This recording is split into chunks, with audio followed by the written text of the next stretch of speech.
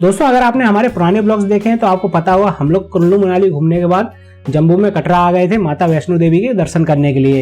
यहाँ पर लास्ट के ब्लॉग में मैंने आपको दिखाया था, हमने यहाँ पर होटल वगैरह तलाश किए थे और आज के इस ब्लॉग में हम अपनी यात्रा माता के भवन के लिए शुरू करने जा रहे हैं। लेकिन ब्लॉग की शुरुआत करने से पहले आप सभी को हमारे YouTube channel back to journey की तरफ से नवरात्रि की बहुत बहुत शुभकामनाएं। वैसे इस वाले ब्लॉग में मैं आपको सिर्फ अर्धकुंवारी तक लेकर चलूंगा, वहां तक की पूरी जानकारी आपको इस ब्लॉग में देखने के लिए मिल जाएगी और ये वाला वीडियो पार्ट 1 होने वाला है और पार्ट 2 कल के दिन मेरे चैनल पर अपलोड कर दिया जाएगा। तो आगे की जानकारी के लिए आप पार्ट 2 देख सकते हैं।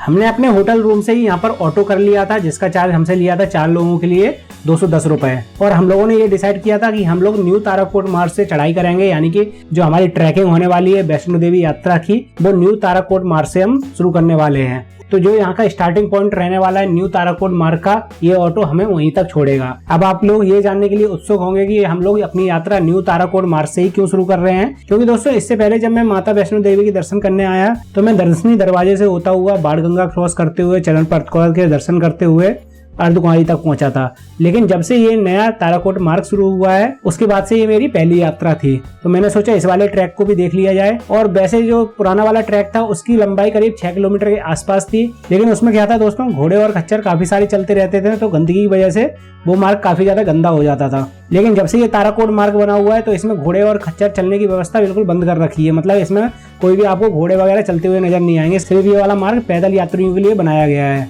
यहाँ पर घोड़े खच्चर का क्या चार्ज लगता है, पिट्ठू वगैरह का क्या चार्ज लगता है, इसकी जानकारी दोस्तों मैं आपको नेक्स्ट वाले ब्लॉग में दूंगा, जो भी कल अपलोड होने वाला है, जिसमें हम माता रानी के दर्शन करने के बाद वापस आएंगे पुराने वाले रूट से। तो वहाँ पर मैं उसकी चार्जेस वगैरह की भी जानकारी आपको दे दूंगा। तो इस बार हम अपनी यात्रा ताराकोट मार्ग से करने वाले थे, तो यहाँ पर भी ऑटो के लिए एक पॉइंट बना हुआ है, उसके आगे कोई ऑटो वाला आपको नहीं लेकर जाएगा। ऑटो के चार्जेस वगैरह फिक्स हैं, 210 हमसे लिया गया था हमारे होटल से, यानी कि जो कटरा का मार्केट था वहाँ से, या फिर आप चाहें तो कटरा के बस स्टैंड से भी आ सकते हैं। टोटल आपसे 210 रुपये लिए जाएंगे, चाहे आप पुराने रूट पर जाएं चाहे आप नए रूट पर जाएं। मतलब जो यहाँ पर स्टार्टिंग पॉइंट है पुराने रूट का उस पर जाएं आप, या फिर नए ताराकोट मार्ग के जो यहाँ पर लास्ट तक जहाँ पर ऑटो आते हैं वहाँ तक आए। टोटल आपसे 210 ही चार्ज किया जाएगा एक ऑटो का। अगर आप दोस्तों अपनी यात्रा पैदल करेंगे वैष्णो देवी की, तो इस स्टिक की मदद से आपको काफी सारी सहायता मिल जाएगी चढ़ने में। आप स्टिक को ले सकते हैं, जिसका चार्ज रहता है 20 रुपए पर स्टिक। इसके बाद यहाँ पर ऑफलाइन और ऑनलाइन यात्रा रजिस्ट्रेशन काउंटर बना हुआ है। अगर आपने अपना ऑनलाइन रजिस्ट्रेशन करवाया है, यानी कि ऑनलाइन यात्रा पर्ची निकलवाई है, तो यहाँ पर स्कैनिंग काउंटर भी बना हुआ है। और साथ में अगर आप अपना ऑफलाइन रजिस्ट्रेशन करवाना चाहते हैं यात्रा करने के लिए, तो यहाँ पर ऑफलाइन वाला भी काउंटर बना हुआ है। और यहाँ पर यात्रा का रजिस्ट्रेशन कंपलसरी रहता है अगर आप वैष्णो देवी की अपनी यात्रा करते हैं तो। ऐसे अगर आप पुराने मार्ग से जाते हैं तो आपको बस स्टैंड पर ही अपना यात्रा का ऑफलाइन रजिस्ट्रेशन करवाना पड़ता है। कटरा बस स्टॉप पर ही ऑफलाइन वाला काउंटर बना हुआ है। अगर आप ऑनलाइन ही अपना रजिस्ट्रेशन करवा लेते हैं यात्रा करने के लिए और आप अपनी यात्रा पुराने वाले रूट से कर रहे हैं, तो भी आपको कटरा बस स्टॉप पर ही जाना पड़ेगा अपनी यात्रा पर्ची स्कैन करवाने के लिए। इसके बाद आप अपनी पुराने वाले रूट से यात्रा प्रारंभ कर सकते हैं। तो आप चाहें तो नए वाले रूट से जाएं या फिर पुराने वाले रूट से जाएं, दोनों पे आपको यहाँ पर यात्रा काउंटर बने हुए मिल जाएंगे। तो नए वाले रूट में तो यहाँ पर स्टार्टिंग में ही बना दिया गया है यात्रा रजिस्ट्रेशन काउंटर, और अगर आप अपनी यात्रा पुराने वाले रूट से कर रहे हैं तो आपको कटरा बस स्टैंड पर जाना पड़ेगा अपना यात्रा रजिस्ट्रेशन काउंटर पर अपनी पर्ची कटवाने के लिए। यात्रा की जो आप पर्ची बनवाते हैं दोस्तों, जो आप यात्रा के लिए रजिस्ट्रेशन करवाते हैं, इसका आपको कोई भी चार्ज पे नहीं करना पड़ता, यानी कि ये फ्री ऑफ कॉस्ट रहता है। और मैंने दोस्तों ऐसा भी सुना था कि इस मार्ग में थोड़ी चढ़ाई कम है, लेकिन ये मार्ग थोड़ा लंबाई में ज्यादा है, यानी कि इस वाले रूट की कुल लंबाई अर्धकुंवारी तक करीब 8 किलोमीटर के आसपास है। लेकिन जो पुराना वाला रोड था उस वाले मार्ग की लंबाई करीब अर्धकुंवारी तक 6 किलोमीटर के आसपास थी। जब हम पुराने वाले रूट से अर्धकुंवारी के लिए जाते थे तो सबसे पहले तो आपको दर्शनी दरवाजा नजर आएगा, इसके बाद आपको गुलशन कुमार का लंगर भी करने के लिए मिल जाएगा। इसके बाद फिर आएगी बाणगंगा, जहाँ पर आप चाहे तो स्नान वगैरह कर सकते हैं। इसके बाद आपको चरण पादुका मंदिर के दर्शन होंगे, जहाँ पर आप माता की चरण पादुका के दर्शन कर सकते हैं। लेकिन ताराकोट मार्ग से आपको डायरेक्ट 4 किलोमीटर के बाद लंगर करने के लिए मिल जाएगा। इसके बाद आप 4 किलोमीटर के बाद डायरेक्ट अर्धकुंवारी पहुंच जाएंगे। बस दोस्तों, अगर आप पैदल यात्रा करना चाहते हैं तो ताराकोट मार्ग आपके लिए अच्छा है, लेकिन अगर आप घोड़े या खच्चर की मदद से यात्रा करना चाहते हैं, पुराने वाले रास्ते से अपनी यात्रा प्रारंभ करें। ताराकोट मार्ग नया बना हुआ है तो इस वाले रूट पर कम ही यात्री आते हैं। ज्यादातर आपको भीड़ भाड़ जितनी मिलेगी वो पुराने रूट पर ही देखने के लिए मिलेगी। लेकिन आप चाहे किसी भी रूट से यात्रा करें, आपको कुछ दुकानें ताराकोट मार्ग पे भी मिल जाएंगी, लेकिन जितनी दुकानें पुराने वाले रूट पर बनी हुई हैं उतनी दुकानें आपको ताराकोट मार्ग पर देखने के लिए नहीं मिलेंगी। लेकिन पानी और फ्रेश रूम की व्यवस्था आपको दोनों रूट पर कुछ कुछ किलोमीटर के बाद देखने के लिए मिल जाएगी। इस रूट पर आपको बीच बीच में अच्छे खासे गार्डन वगैरह भी देखने के लिए मिल जाएंगे, जहाँ पर अगर आप कुछ खाना वगैरह खाना चाहें तो बैठ के खा सकते हैं।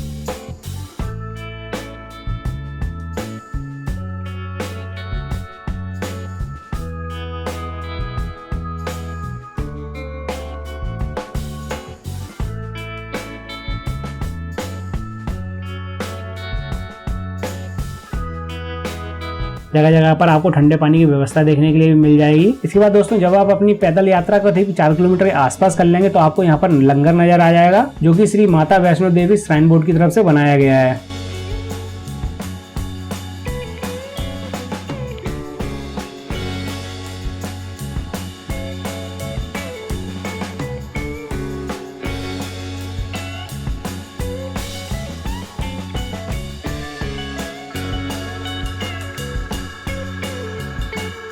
काफी साफ सफाई आपको इसके अंदर देखने के लिए मिल जाएगी, बैठने की अच्छी खासी व्यवस्था देखने के लिए मिल जाएगी।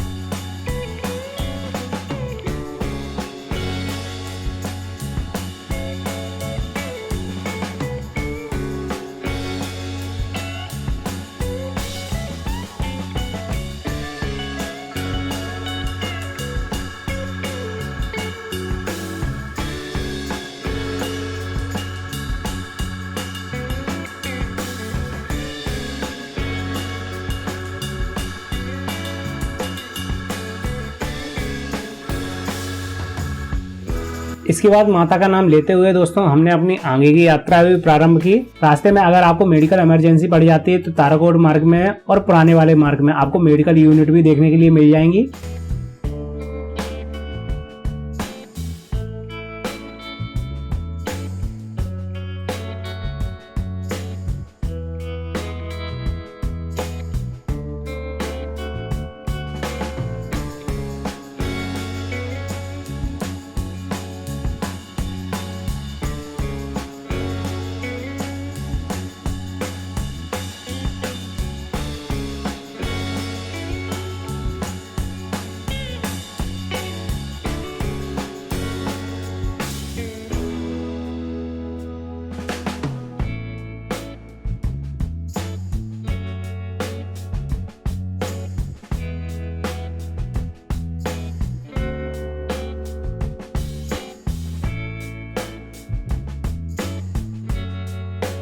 और करीब 3 से 4 किलोमीटर का डिस्टेंस और कवर करने के बाद हम लोग दोस्तों आ पहुंचे अर्धकुंवारी। अगर मैं दोस्तों अर्धकुंवारी गुफा की कहानी की बात करूं तो ऐसा माना जाता है दोस्तों, वैष्णो देवी भवन में अपना निवास स्थान बनाने से पहले और माता वैष्णो देवी ने राक्षस भैरवनाथ का सर काटने से पहले 9 महीने तक अर्धकुंवारी गुफा में ध्यान किया था। वैष्णो देवी मंदिर के आधे रास्ते में स्थित अर्धकुंवारी तीर्थ यात्रियों के लिए भवन तक की यात्रा के लिए एक पड़ाव के रूप में कार्य करता है। 52 फुट लंबी इस अर्धकुंवारी गुफा को गर्भजून गुफा के नाम से भी जाना जाता है दोस्तों, क्योंकि गुफा का आकार मां के गर्भ जैसा दिखता है। भक्तों का मानना है कि जब माता वैष्णो ने भैरव का वध किया तो उसका सिर उड़कर घाटी में चला गया, जबकि उसका शरीर अर्धकुंवारी गुफा में ही रह गया। अर्धकुंवारी गुफा के अंदर जब आप एक तरफ से दूसरी तरफ के लिए जाएंगे तो आपको घुटनों के बल रेंगना पड़ेगा। और दूसरी तरफ पहुंचने के बाद आपको एक बड़ा मंदिर दिखाई देगा जो कि तीनों देवी यानी कि महाकाली, महालक्ष्मी और महासरस्वती को समर्पित है। यहाँ पर डॉर्मेंट्री और रूम्स वगैरह की भी सुविधा अवेलेबल है, जिसका रजिस्ट्रेशन ऑनलाइन होता है। वेबसाइट की लिंक मैं डिस्क्रिप्शन बॉक्स में डाल दूंगा। हम जब यहाँ पर गए थे दोस्तों तब तो यहाँ पर बारिश हो रही थी, लेकिन जब बारिश नहीं हो दोस्तों तो आप यहाँ से कंबल भी ले सकते हैं। यहाँ पर कंबल रूम भी बना हुआ है। कंबल का चार्ज लगता है 100 रुपए, लेकिन जब आप इसको रिटर्न करते हैं तब आपका ये 100 रुपए रिटर्न कर दिया जाता है। कंबल लेने के लिए भी दोस्तों आपको यात्रा रजिस्ट्रेशन पर्ची दिखानी पड़ेगी, तब उसी से आपको कंबल दिया जाएगा। अर्धकुंवारी पे पहुंचने के बाद आपको यहाँ पर पर्ची कटवानी पड़ती है। साइड में यहाँ पर गर्जुन पर्ची कक्ष बना हुआ है, जहाँ पर आपको आपने यात्रा प्रारंभ करते टाइम यात्रा पर्ची निकलवाई थी उसको दिखाना पड़ेगा और उसी से आपको ये गर्जुन की पर्ची बनाकर देंगे। यहाँ पर भी दोस्तों पर्ची का कोई भी चार्ज वगैरह नहीं लगता है, ये फ्री ऑफ कॉस्ट है। तो जितने भी लोग आपके साथ हो आपको सभी की पर्चियां यहाँ पर दिखानी पड़ेंगी। उसी हिसाब से यहाँ पर आपको गर्जुन की पर्ची बनाकर ये दे देंगे। जब यहाँ का पीक टाइम रहता है दोस्तों, यानी कि भीड़ वाला समय रहता है, तो उस समय आपको पर्ची कटवाने के बाद करीब 2 से 3 दिन का समय भी लग सकता है गर्जुन गुफा का दर्शन करने के लिए। और अगर यहाँ पर पीक टाइम नहीं होगा, यानी कि भीड़ भाड़ जब कम रहेगी, उस टाइम अगर आप यहाँ पर आते हैं और आपने अपनी पर्ची कटवा ली तो हो सकता है 5 से 6 घंटे के अंदर ही आपका नंबर लग जाए। क्योंकि मैं माता वैष्णो देवी के दर्शन करने के लिए 2 बार और आ चुका हूँ दोस्तों, इसलिए मुझे इसकी जानकारी थी। तो मैंने क्या किया, पर्ची कटवाने के बाद तो मैंने आगे की अपनी यात्रा प्रारंभ की माता के भवन के लिए। और आने के बाद हम वापस से चेक करेंगे यहाँ पर कितना नंबर चल रहा है। पर्ची के ऊपर आपका नंबर लिखा होगा।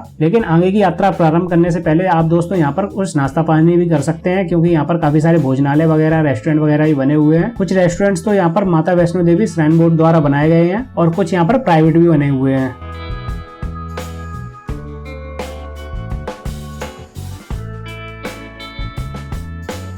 यात्रा के दौरान दोस्तों कई जगहों पर आपको श्राइन बोर्ड के भोजनालय वगैरह बने हुए मिल जाएंगे, जिसमें अगर मैं प्राइजेस की बात करूं तो जितने भी यहाँ पर श्राइन बोर्ड द्वारा भोजनालय बनाए गए हैं सभी की प्राइजेस बिल्कुल सेम रहती है। जैसे कि जो यहाँ पर राजमा चावल की प्लेट मिलती है वो मिलती है 50 रुपए की, चाहे आप कढ़ी चावल की प्लेट लें वो भी यहाँ पर 50 रुपए की मिलती है। लेकिन दाल चावल की प्लेट 40 रुपए की मिल जाती है। और भी यहाँ पर रेट लिस्ट वगैरह आपको लगी हुई मिल जाएगी, तो आप चेकआउट कर सकते हैं।